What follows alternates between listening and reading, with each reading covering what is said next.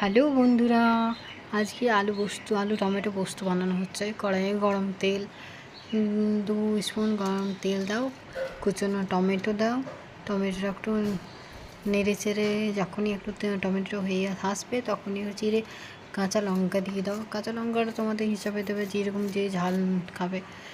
আর তারপরেই লঙ্কার দুবার একটু নেড়ে চেড়ে একটু লবণ দিয়ে দাও।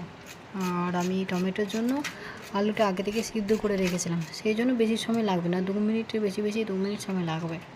সেদ্ধ আলুটা দিয়ে পরে কবার নাড়াচাড়া করো, 2-4 বার নাড়াচাড়া করে, খুব বেশি সময় লাগবে না, 2-4 নাড়াচাড়া করে পরে ওটাতে একটু জল দিয়ে দাও।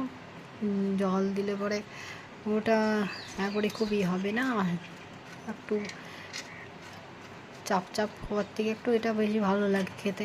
তারপরে পেস্ট রাখা পোস্তটা দিয়ে নামিয়ে নাও। খুব সহজে 2 মিনিটের মধ্যে পোস্ত রেডি, টমেটো আলু পোস্ত রেডি। কেমন হয়েছে অবশ্যই জানাবে কমেন্টে। আর আমি নতুন তো, তার জন্য একটু শেয়ার লাইক সবাই মিলে করবে। Thank you.